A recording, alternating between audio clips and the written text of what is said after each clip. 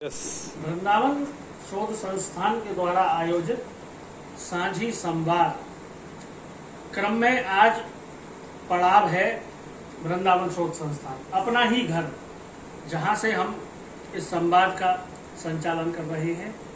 यहाँ बहुत कुछ खास है। ब्रज की कला परंपराओं के संरक्षण, शोध और प्रकाशन की दिशा में जो कार्य किए जा रहे हैं, जो अलग अलग चरण हैं, चरणबद्ध तरीके से उन कार्यों को पूरा किया जा रहा है। श्रृंखला की इस कड़ी में आज हमारे मध्य विराजित हैं संस्थान के ग्रंथागार प्रभारी आदरणीय डॉक्टर श्री ब्रजभूषण जी चतुर्वेदी। हम इनके माध्यम से यह जानकारी आमजन के मध्य, शोध अध्येताओं के मध्य, ब्रज संस्कृति प्रेमियों के मध्य साझा करना चाहते हैं कि संस्थान की जो कार्य पद्धति है वह ब्रज संस्कृति को और ब्रज संस्कृति के उन संदर्भों को जो भारत विद्या के साथ संपर्क स्थापित करते हैं और एक बड़े रूप में स्वयं को प्रस्तुत करते हैं, वे सारी बातें आज हमें अवगत कराएंगे आदरणीय डॉक्टर श्री ब्रजभूषण जी चतुर्वेदी। मैं डॉक्टर साहब से ये जानना चाहूँगा कि संस्थान के संग्रह में जो पांडुलिपियाँ या यूँ कहें कि लिखित परंपरा के रूप में जो संदर्भ और जो साझी परंपरा का प्रतिनिधित्व करते हैं, आप हमें उस संदर्भ में अवगत कराने की कृपा करें। बहुत बहुत बधाई। सबसे पहले तो डॉक्टर राजेश जी कि वृंदावन शोध संस्थान के माध्यम से ये जो पितृपक्ष में आयोजित साझी कला का जो ब्रज का अपना अनुष्ठान है, इसके विषय में एक संवाद का कार्यक्रम आपने आयोजित किया है यहाँ पर। और उस संवाद के कार्यक्रम की सफलता ये है कि साझी और इस कला से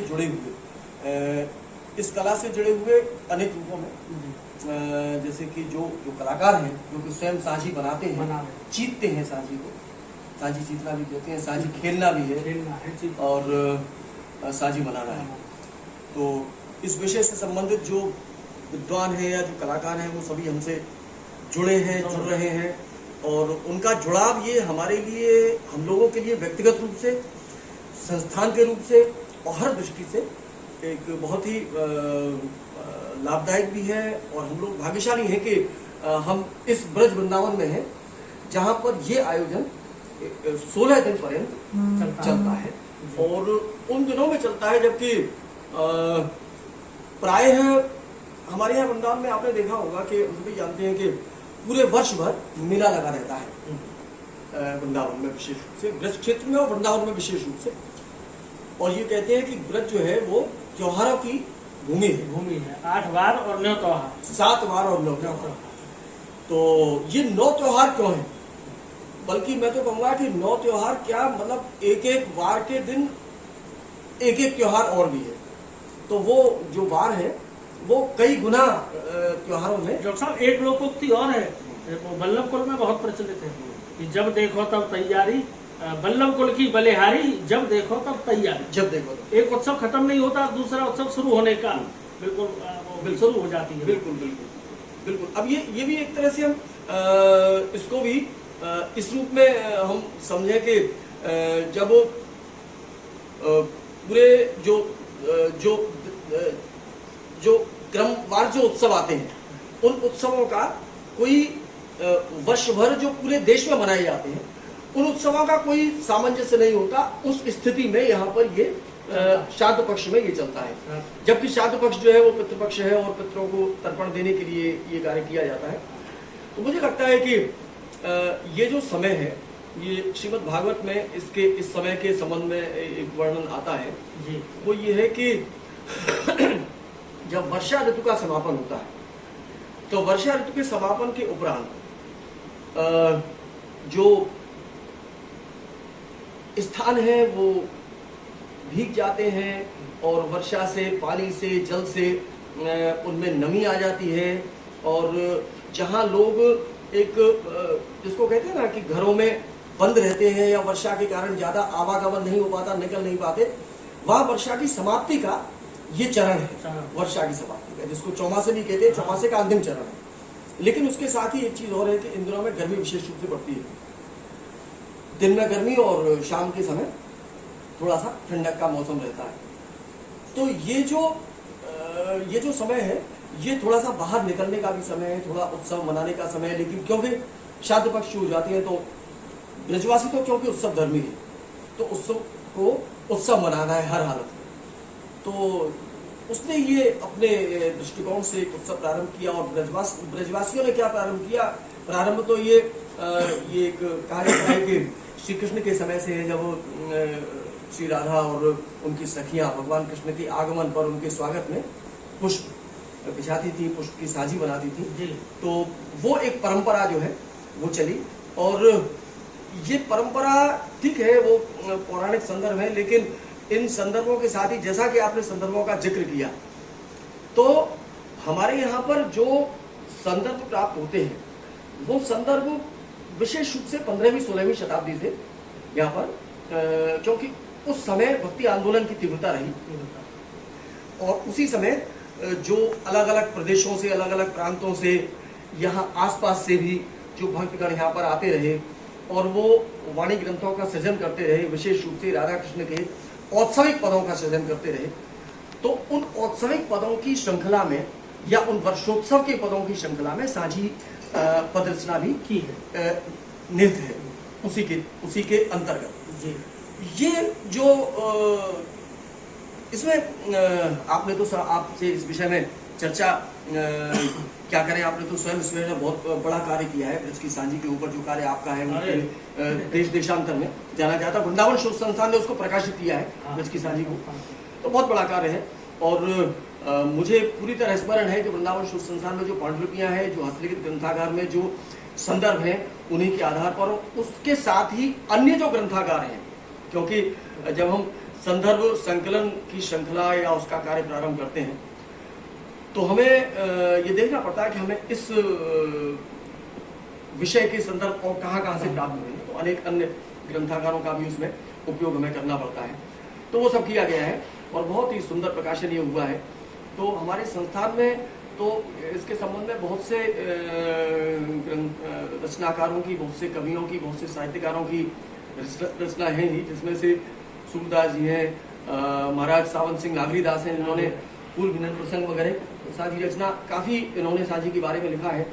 और अगर हम बात करें तो चाचा हेड वृंदावन दास, जिन्होंने 1.25 लाख पदों का सृजन किया था, तो उनकी प्रचुर मात्रा में मुझे लगा कि मैंने जब उनके साहित्य का कुछ अध्ययन किया तो उसमें उन्होंने साझी के जो पद हैं उसमें केवल साझी के का ही वर्णन नहीं किया, अभी तो उसकी लीलाएं भी लिखी है, लीलाएं लिखी है।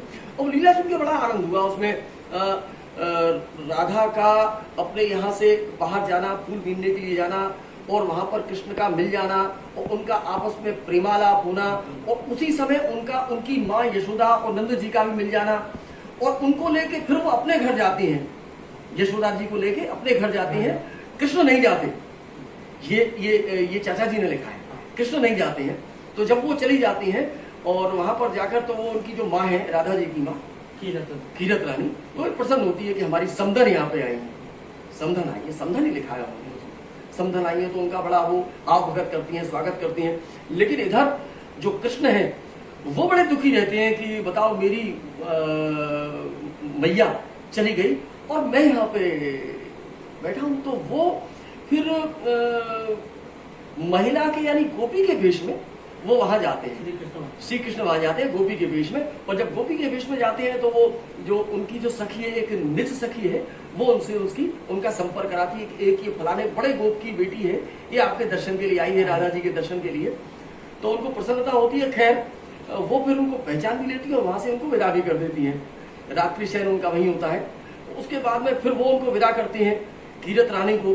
और उस बीच में वो साझी का आयोजन जो है वो होता है, क्योंकि वो फूल बीन के लेके आती हैं और वो साझी का जो आयोजन है, ये बड़ी दिव्य कथा है। तो इस तरह से अनेक प्रसंग कथा के प्राप्त होते हैं। इसमें एक बात और भी है, वो ये कि जो साझी वर्तमान में तो साझी के कई रूप प्रचलित हैं। फूलों की साझी है, सूखे रंगों की साझी है जिसको अष्टकोण बनाकर वेदी पर स्थापित किया जाता है और अनेक पृथक पृथक लीलाएं राधा कृष्ण की उसमें उकेरी जाती हैं, तैयार की जाती हैं, चीती जाती हैं उंगलियों से, उसको उनको पोटलियों से जो रंग उसमें भरे रहते हैं गोरख के। और उसके अलावा फिर जल साझी का भी रूप है, जल के नीचे और जल के ऊपर। वो वास्तव में वो जो सांझी का जो दृश्य है वो बड़ा मनोहारी होता है। और एक क्योंकि ब्रज के लोग तो देखते रहते हैं इन चीजों को, तो उनको उतना आकर्षक तो है लेकिन आश्चर्य नहीं होता, लेकिन जो बाहर के लोग आते हैं वो बड़े आश्चर्यचकित होकर उसको देखते हैं।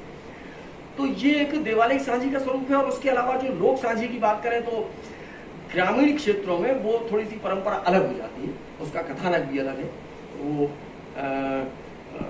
गोबर से दीवारों पर सांझी उकेरी जाती है जिसमें रंग बिरंगे रंग वगैरह और वो कोड़ी वगैरह लगाते हैं, उसमें तमाम तरह से उनको सजावट करके उसका अलग कथानक है। खैर कथा तो बहुत लंबी चौड़ी हो जाएंगी, उनसे कहने की आवश्यकता नहीं है, लेकिन दो कथा। लेकिन मेरा जो कहने का तात्पर्य है वो केवल इतना है कि ये जो रंगों की सांझी है या जल की सांझी है, ये सांझी कालांतर में बाद में बनी है। सबसे पहले जो है वो फूलों की सांझी का ही उल्लेख भी है और वाणी ग्रंथों में भी फूलों की सांझी का विशेष रूप से उल्लेख मिलता है। और उसमें भी एक चीज और है, उसमें एक चीज और ये है कि फूलों की सांझी बनाने के लिए फूलों का जो चयन करते हैं तो इसमें पर्यावरण का ध्यान रखा गया है राजेश जी।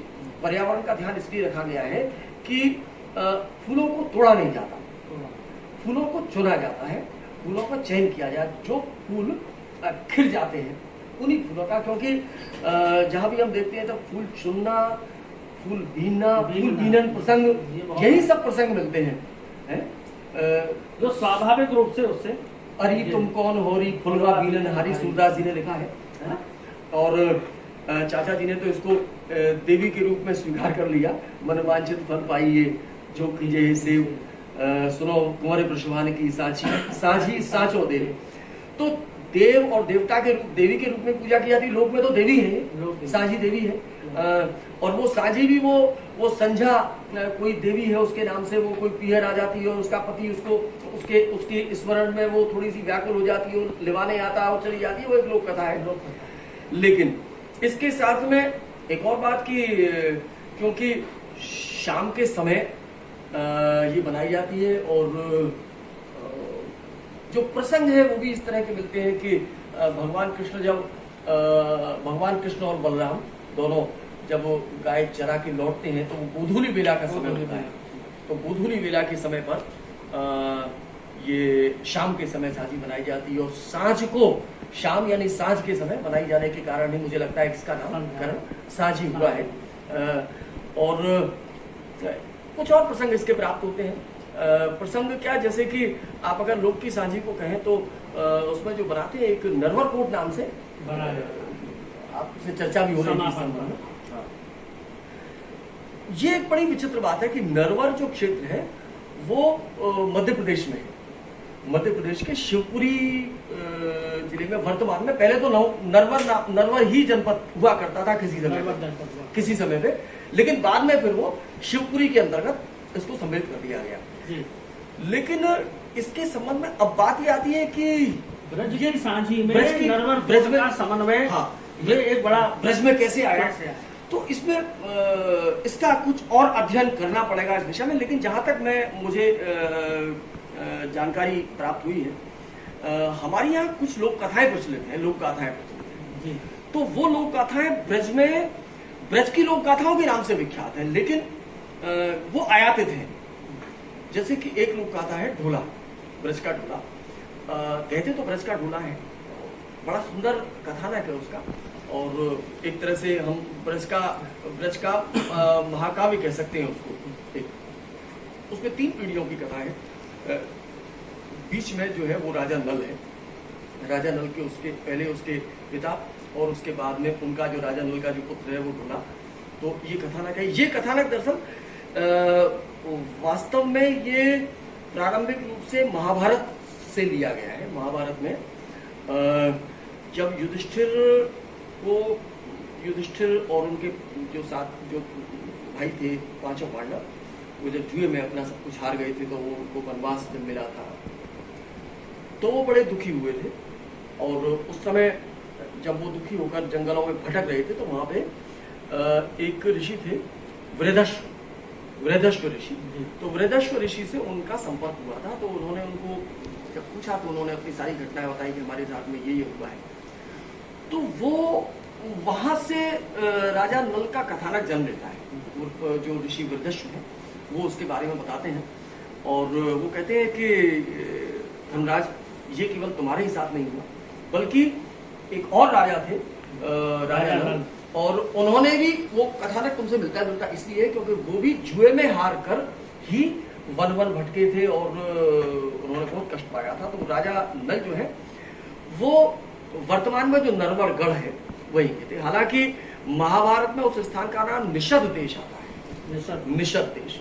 तो निषद देश जो है वो कालांतर में उसका नाम ही नरवरगढ़ हुआ है।